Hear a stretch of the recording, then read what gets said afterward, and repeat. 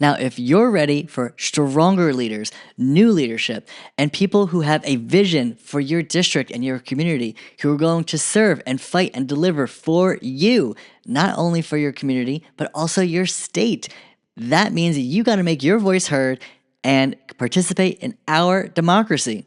And the best way you can do that is through voting. So, as much as I am so excited to participate in the 2026 Democratic primaries for the midterms, we actually have an uphill battle that's coming for November. Now, it was just this week that it was announced that the Supreme Court of the United States had a hearing from conservatives out in Mississippi who are looking to challenge mail in voting. Now, we know we have early voting here in New York State 10 days before a primary or general election. We also have election day, where polls are open from 6 a.m. to 9 p.m. But then we also have mail-in voting. So for people from who live outside the state but have a residence in New York, or people might be out of town at the time of the election, you can definitely mail in your ballot. Also, if you're serving overseas, great way to participate in the election through mail-in voting. But that being said, we know right now that in Mississippi, they are looking to challenge mail-in voting and the current rules surrounding the states. So what's happening here is that the 6 conservative justices, surprise, surprise, they were very sympathetic to the arguments that in Mississippi, where the state law allows for, but also many other states, allow for votes to be counted from when they're either postmarked on election day or, they're sent a little before election day, but arrive after election day, right? So when the ballot either arrives after election day, whether it was postmarked on election day or whatnot, right? These Republicans are saying that those votes should not be counted. Now, sure, one can argue, yeah, we should make election day be the very last day. When the polls close that night, that should be when the last vote is submitted. It makes sense, right? Logically, that's the ultimate deadline. Why not?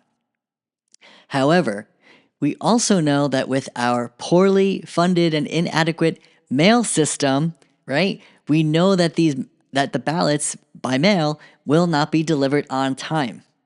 We know that. This is well documented. It is no surprise that the USPS could very much be out of service even by the end of the year, all because our government is really trying to not only underfund it, but purposely try to do that so they can privatize it. So we know that there is very much an uphill battle, even with our own systems that are supposed to deliver mail-in, or pretty much deliver our mail. And mind you, the USPS, United States Postal Service, is the only system in the entire country that has access to every household. So think about that. Even more than the internet, because not everyone has the internet. The USPS has access to every household. So that is powerful. And we know that if you have a mail-in ballot, right, you can still get your mail from your house to the polls. That way everyone can participate in our constitutional right for voting. And Republicans are looking to restrict that. And again, sure, it makes common sense. It might sound reasonable when they say, oh, make the deadline on election day, specifically when the polls close. But we also know what voters are generally voting by mail. They generally lean older. They generally lean Democratic, right? And these folks are most likely not going to vote for Republicans. Now, we know that Republican voters do vote by mail. It's not impossible.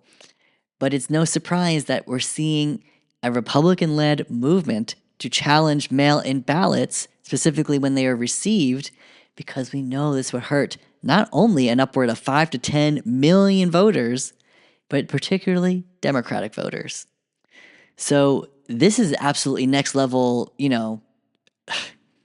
this is absolutely next level shenanigans, where we are now seeing Republicans fight in court with a Republican majority in most state houses, Republican majority at the Supreme Court, with a very stronghold Republican Senate and White House, who are really looking to do anything they can to control the outcome of these 2026 elections and 2028. So this is definitely starting to raise the red flag and raise the alarm bells, because if we can't even get through 2026 without them chipping away, making it harder for people to vote, This is only the beginning. I mean, the beginning and the end was the election night of 2024. But we are sliding much faster into fascism than most people have predicted or even are feeling. And I think most people out there want or they expect like more of a more of a political theater of a revolt type of scenario to really escalate to understand what fascism is, but we are already in it. Like the fact we're seeing what's happening in the media between Jimmy Kimmel, Stephen Colbert, right? But the fact we're even seeing with the takeover of our elections now. Like this is very, very, this is it's time to start raising the alarm bells because if they start even veering in this direction, even that is too far a bridge to that is even a step too far, way too far in my opinion. So this is where we have to really inform our friends, and I've done my best to really let people know, like, try to vote in person when you can, try to go on election day, but we also have to make voting a part of our everyday kind of schedule. And like, sure, we vote, whether it's a primary and a general and every 2 years, every 4 years, but if we get in the habit of just reminding folks to do it more frequently, more often, right? Vote in those primaries, vote in those special elections, vote in those off year elections, right? It makes it more serious, and people understand the importance of when not only their voice is heard, but when they see who finally gets elected from actually having a say in these elections. So even if your preferred candidate doesn't ultimately win, it does show that there is an interest in our district, community, state, what have you, to really try to either deliver better for these populations or at least do what you think is right in the sense that we can have a better future because we deserve it. So at the end of the day, do what you can to participate. We'll keep you posted on this news story with how the Supreme Court will be ruling on this case. We expect the hearing to be in June, so we know June is when they have a whole slew of different rulings that come through. This will be one of the big ones to look at. So we'll see what they do with mail-in voting.